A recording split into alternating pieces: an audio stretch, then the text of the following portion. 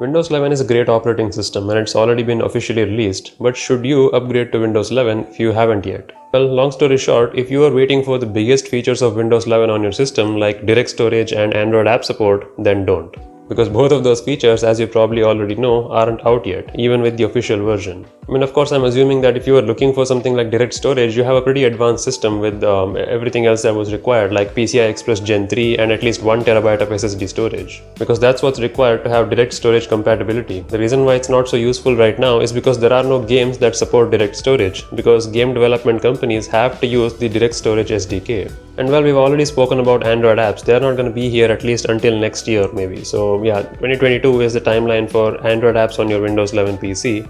So if that was something that you're looking for whatever reason or whatever application that you want to run, that's not here yet. So you better hold off on that. And not to mention, there are tons of bugs even with the official version. Like for instance, the widget window, which is one of the main features of Windows 11, it doesn't always open. There are tons of other issues, each different for a different set of hardware, because that's one of the downsides of PC, because it comes in many different flavors of hardware configurations.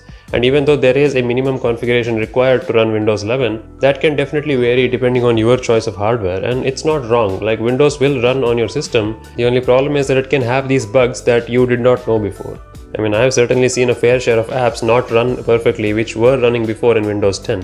Like technically yes, Windows 11 is backwards compatible like most other operating systems, meaning that if any app was supported on Windows 10 on your PC, you can still use that same executable file to install it back on your Windows 11 PC. But still, a new operating system will have slight differences compared to the older one, and it is possible that the same app which was running fine on older machines with slightly older operating systems may not run that well with the new platform. Now yes, I have installed Windows 11 on my main work machine and I have been using it every day and it's perfectly fine. In fact, I have been using the developer preview ever since it rolled out, I think from July probably. And I primarily use these widely available apps like Slack, and most of my activities happen on a browser, which can be done on any OS. But if you use applications that are heavily hardware dependent or which are reliant on software optimizations, then I don't recommend you upgrade just yet. Mainly because the main features or the primary selling points of Windows 11 aren't here, and the ones that are here have slight bugs in them.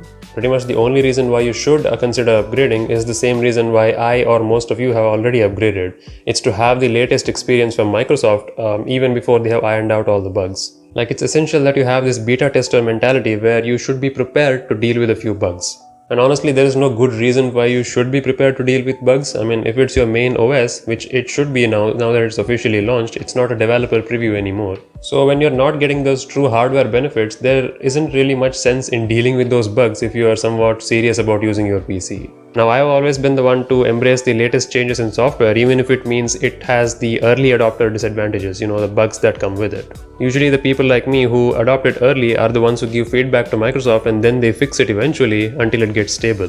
So if you'd rather let people like me use it first and give feedback to Microsoft so that they can fix all the bugs and have it stable by maybe the end of this year, then that's fine, you can wait it out. But if you're curious to try it out and you have a personal laptop or a spare SSD on which you can install this, then I welcome you to do so.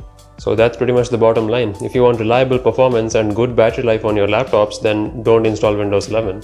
If you have a personal laptop or if you don't mind the battery life or slight inconsistencies with bugs, then go ahead and try it out. If you're wondering how to do so, then I have some guides in the description or even in the iCards, you can check them out.